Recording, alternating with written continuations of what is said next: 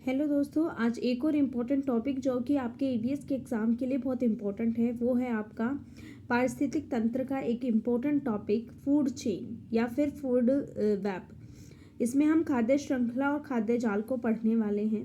तो इस पे एक क्वेश्चन आपका डेफिनेटली बनता है एग्ज़ाम में। तो सबसे पहले हम इसकी जैविक संरचना देख लेते हैं। पहले मैं आपको समझाऊंगी, फिर मैं आपको दिखाऊंगी कि आपको इसे लिखना कैसे है।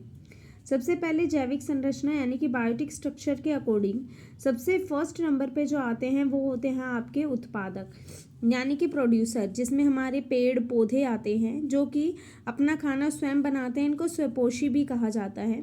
तो प्रोड्यूसर, क्योंकि इन्हीं से हम लोगों को भी खाना मिलता है। तो उत्पादक वर्ग ये होते हैं। उसके बाद आता है उपभोक्ता वर्ग यानी कि कंज्यूमर, जिसके अंदर 3 श्रेणियां होती हैं। एक होता है अपना शाकाहारी यानी कि हर्बीवोरस, एक होता है मांसाहारी यानी कि कार्निवोरस, और एक होता है सर्वाहारी यानी कि ओमनिवोरस। शाकाहारी में वो आते हैं जो केवल और केवल पौधों पर निर्भर होते हैं, जैसे कि गाय, खरगोश, इस तरीके के जो केवल पौधों को खाते हैं। मांसाहारी में वो आते हैं जो केवल मांस पर निर्भर होते हैं, जैसे कि आप ले सकते हैं शेर या गीदड़। ओमनिवोरस यानी कि सर्वाहारी, इसके अंदर वो लोग आते हैं जो दोनों चीज़ों पर निर्भर होते हैं, पेड़ पौधों पे भी और दूसरे जीव जंतुओं पे भी।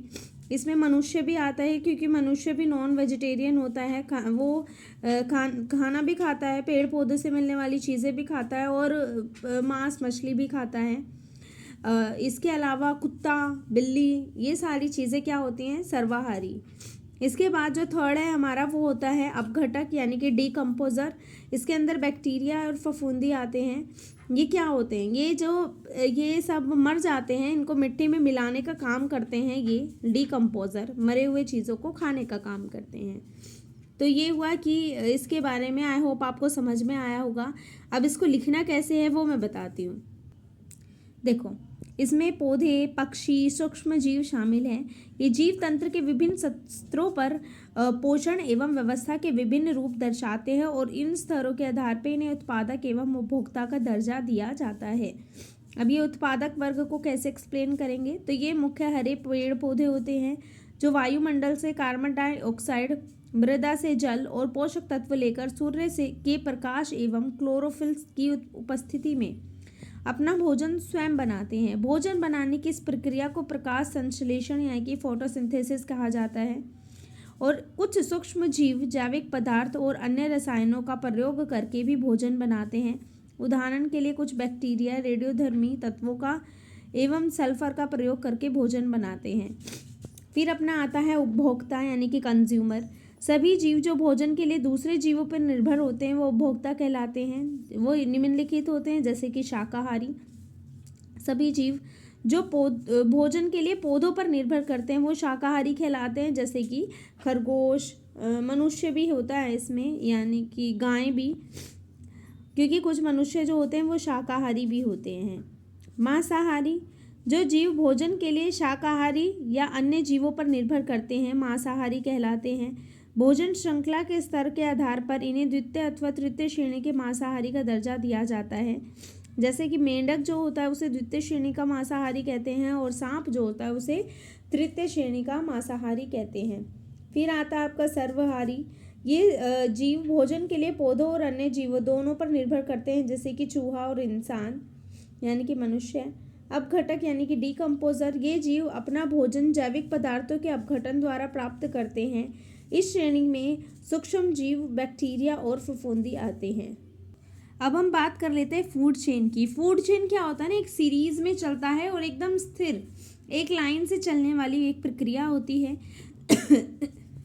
सॉरी, उदाहरण के लिए आप देख सकते हैं जैसे कि एक घास के मैदान है। घास को क्या करती है, टिड्डी खाती है।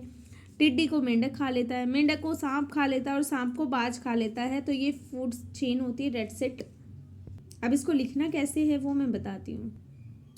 किसी भी पारिस्थितिक तंत्र में सभी जीव आपस में खाद्य व्यवहार के आधार पर एक क्रमबद्ध श्रृंखला से जुड़े होते हैं। दूसरे शब्दों में खाने एवं खाए जाने की क्रमबद्ध प्रक्रिया को ही भोजन श्रृंखला यानी कि फूड चेन कहते हैं। जैसे कि एक घास का स्थल है, उसमें पारिस्थितिक तंत्र में पौधों का पूरा समूह यानी कि जड़ी बूटियां, झाड़ियां, सब पेड़ पौधे सब आते हैं। सूर्य की प्रकाश की किरणों की सहायता से प्रकाश संश्लेषण की प्रक्रिया द्वारा अपना खाना जो है वो स्वयं बनाते हैं, जिसे कि क्या कहते हैं, स्वयंपोषी, यानी कि क्योंकि जो अपना खाना स्वयं बनाते हैं उनको स्वयंपोषी कहा जाता है। इन पौधों को शाकाहारी द्वारा खाया जाता है, जिनको आगे प्राथमिक मांसाहारी खाते हैं, जो पहले स्तर पे उन्हें खाते हैं। जैसे कि प्राथमिक मांसाहारी में क्या हो जाएंगे, देखो सबसे पहले पौधे हैं, पौधों को खाते हैं शाकाहारी, यानी कि खरगोश खा लेता है, ठीक है, चूहा खा लेता है। फिर उन्हें प्राथमिक स्तर के मांसाहारी खाते हैं, जैसे कि चूहे को लोमड़ी ने खा लिया या फिर बिल्ली ने खा लिया। फिर आता है आपके द्वितीय स्तर के मांसाहारी आते हैं, जैसे कि मान लो अब उस लोमड़ी या फिर उस कुत्ते बिल्ली को किसी को भी शेर ने खा लिया। उदाहरण के लिए एक सुंडी जो होती है वो पौधे की पत्ती को खाती है, फिर एक चिड़िया जो है वो सुंडी को खा लेती है, फिर एक उस जो चिड़िया है उसको बिल्ली खा लेती है, या फिर बाज उस चिड़िया को खा लेते हैं। इन सब के बाद बैक्टीरिया या फफूंदी उन मृतकों को अपघटन कर देते हैं, उन्हें खा जाते हैं। यानी कि पारिस्थितिक तंत्र में एक ऐसी व्यवस्था बनी हुई है जो कुछ भी व्यर्थ नहीं होने देती ना।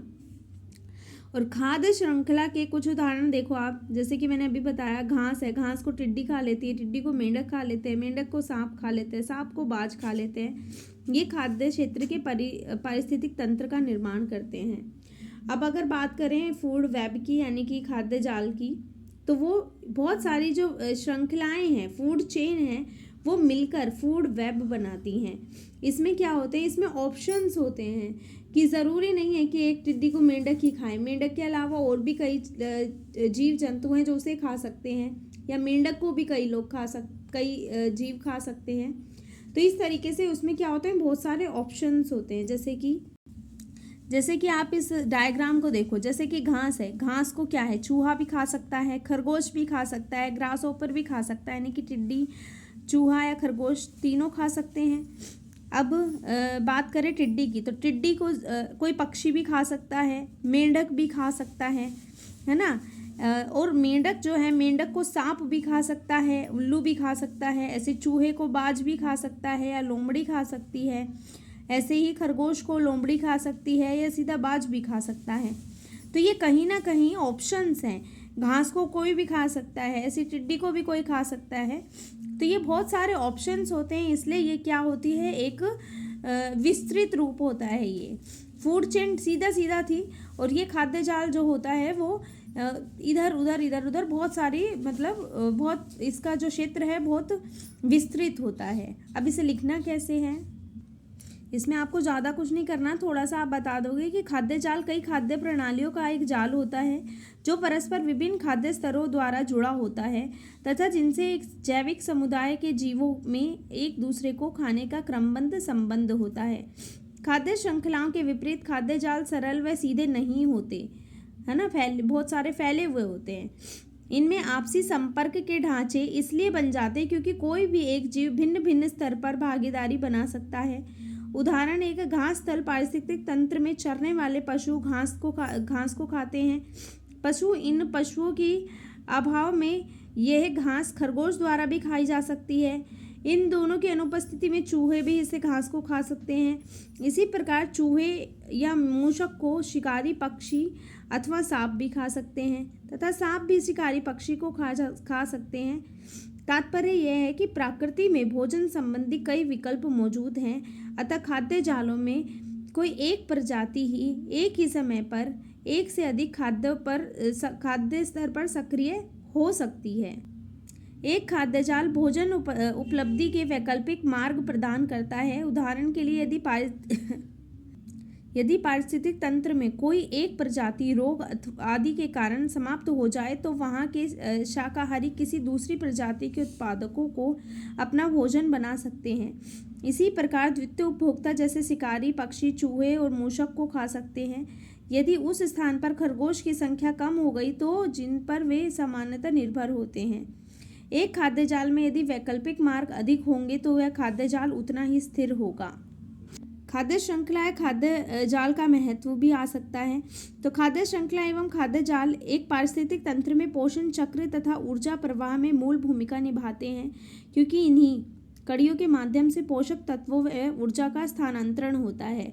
पर सोचने वाली बात है, ऊर्जा जो है वो डायरेक्ट नहीं जाती है, कम होके जाती है। अगर एक जीव को दूसरा जीव खाता है तो उस जीव की पूरी ऊर्जा उसमें नहीं जाती, केवल 10% ही जाती है। और फिर जब उस जीव को कोई दूसरा जीव खाता है तो उसकी भी सिर्फ 10% ऊर्जा उसके अंदर जाती है।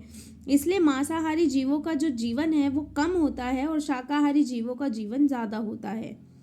खाद्य श्रृंखला के माध्यम से कुछ रासायनिक पदार्थों के क्रमशः हर अगले स्तर पर अधिक से अधिक मात्रा में संचय होता है, जैसे जिसे जैव सांद्रता कहा जाता है।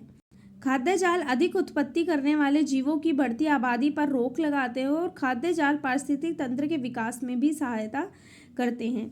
आई होप कि आपको समझ में आया होगा। आज की वीडियो में इतना ही। वीडियो अच्छी लगी हो तो चैनल को लाइक, शेयर एंड सब्सक्राइब ज़रूर कर दें। साथ में बेल आइकन पर भी प्रेस कर दें ताकि आने वाली वीडियो की नोटिफिकेशन आपको मिलती रहे।